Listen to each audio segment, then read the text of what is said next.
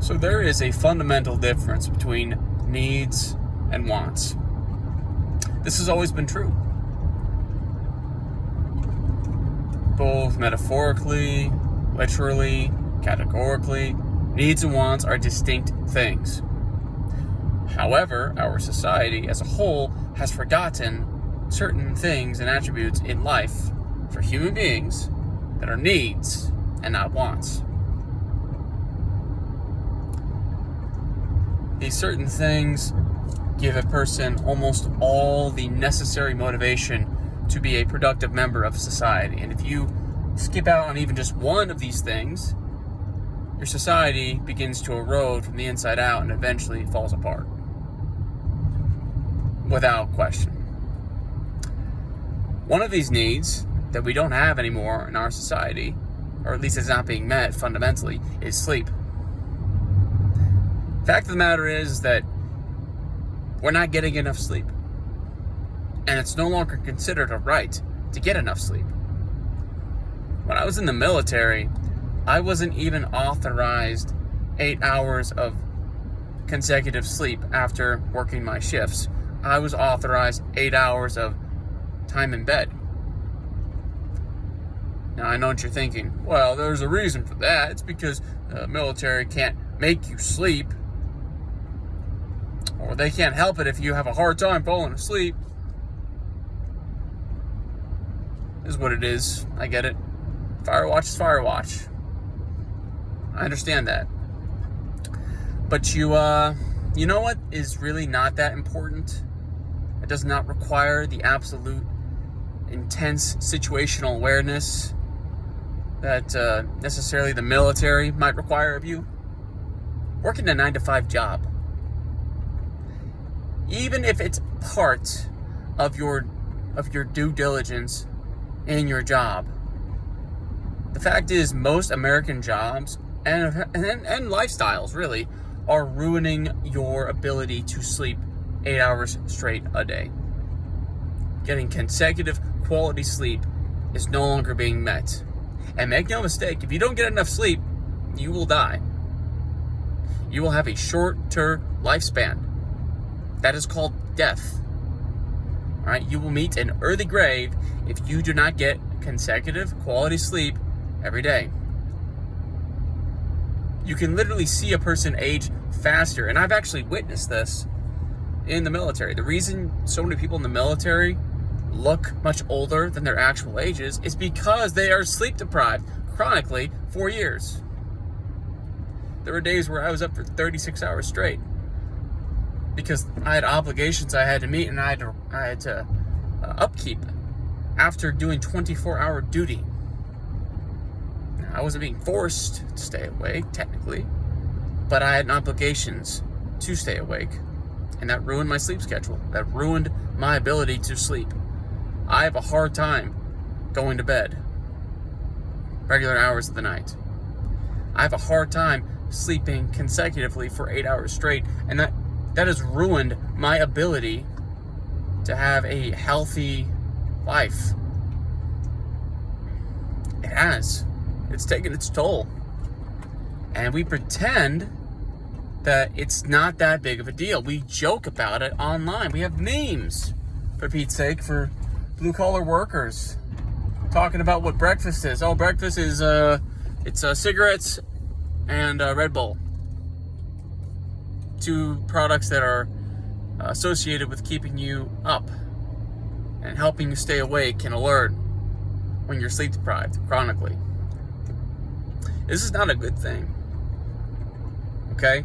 If your society is failing to meet any of your essential needs as a human being, your society is a failure. It's a failure, 100%. Now, there can be exceptions. I understand on-call workers. I get it.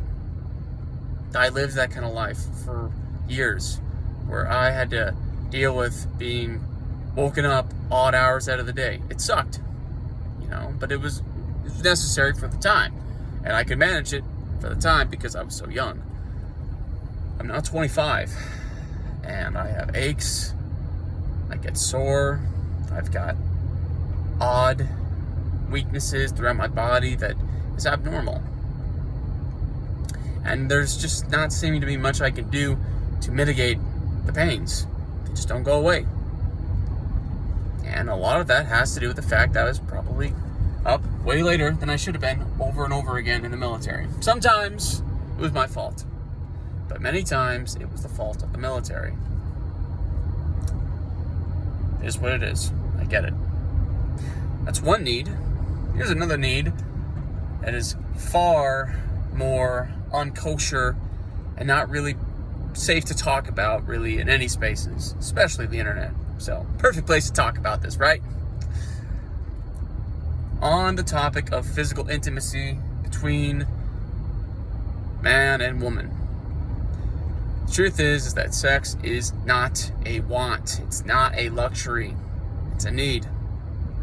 Before you say that's not true, survival of the fittest. You can apply that same logic and reasoning to food, to shelter, and ultimately to fighting off threats. So to argue that sex is a luxury to the strong and it's a privilege to the weak is illogical, fundamentally. Okay. We live in a society. We are not cavemen, right? We live in a modern society. And the truth of the matter is that you are a human being and you have chemicals going on in your brain that give you a predisposition to certain things in life. Now, not all these things are good, obviously. But some of these things are necessary to functionally exist as a productive member of society. Sex is absolutely a fundamental. And to argue that it is not a necessity is ridiculous. And if you want evidence, you just need to look at one of the biggest reasons people kill themselves. It's over not getting sex. They don't outright say it because, again, it's not correct to say it politically, but that does not make it any less true. A very large reason many young people, specifically men, take their own lives is because they cannot find a logical reason to exist if they are not able to get all the things that they need. And I promise you, they would come to those same conclusions if they didn't get enough food or sleep or shelter. You ever been cold for 12 hours straight? I'm talking like bone-chilling cold. Like every single gust, it just goes through your entire body. And you're just begging for heat. You're just begging for warmth, even just a little bit.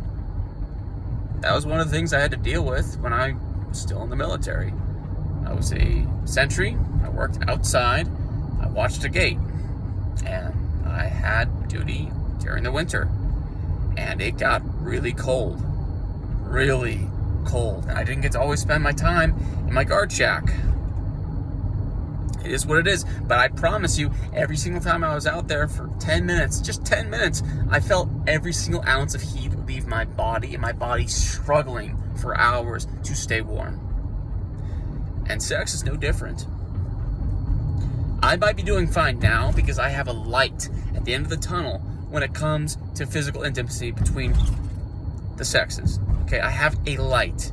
I have a target. I have a hope that there's going to be something for me within the next 5 to 10 years. But I promise you, if that turns out and pans out not to be the case, if I find out eventually 10 years from now, 15 years from now, that members of the opposite sex, obviously women, want nothing to do with me, I'm going to get very depressed. Heck, in a lot of ways, I'm already pretty dang unsatisfied with my current way of life. I'm not content. I'm not happy. I'm not having a good old time. And really, why should I? If I was starving every single day, all I would be able to think about is food. That's all I'd be able to think about. If I was not getting enough sleep every single day, or I was sleep deprived for hours on end, all I would be thinking about is when I'd be able to lay down my head and get some sleep. These are facts. You can't deny these things. These are true testimonies of mankind, of human beings. And the same is no different when it comes to sex. And before you argue, yeah, well, women don't seem to need sex. I want you to evaluate that statement very, very carefully. Because the truth of the matter is that the reason women don't need sex anywhere near as much as men is because they have access to sex. Women are having far more sexual experiences than men as a whole. We are seeing the first generation of men hitting their 30s who have never had sexual relationships or intimacy, period. Soon I'll be one of those statistics. I'm 25 years old. I'm just 5 years away. Now, I'm willing to grant the benefit of the doubt to certain things in my life, but you can't ignore a trend when you see it. Sometimes you just have to look at it for what it is and say, this is a problem. The fact of the matter is that if the roles were reversed between men and women, if men were to, on average, have the highly unrealistic expectations and standards to members of the opposite sex that women clearly have towards men, and they were to uphold those standards and say, no, I'm not going to have intimacy with this person. And I'm talking upper 10%. So only 10% of the female populace was considered a viable sexual option for men. If men were to treat women like that, the same way women are treating men, because this is true, I promise you, women would be complaining about the exact same things that men are. They would be without a shadow of a doubt. And I tell you this because women and men are not so different. Yes, there are obvious differences, but there are fundamental things that we need. We all need food. We all need water.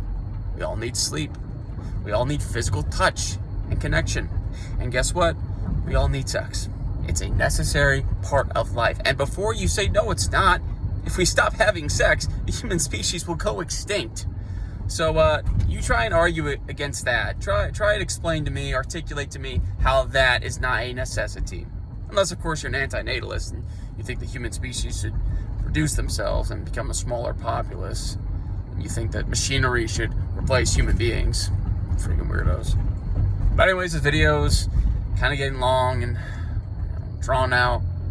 And I understand people's attention spans are very low. So I'm going to end it here. If you did watch, I appreciate it. You don't need to like, and you don't need to subscribe. I do appreciate comments, though. I like discourse. If you disagree with me, please say so. I'm very interested in people's opinions. Even if I don't agree with them, and I never will agree with them, I still want to hear them because, like iron sharpens iron, man sharpens man. But yeah, take care.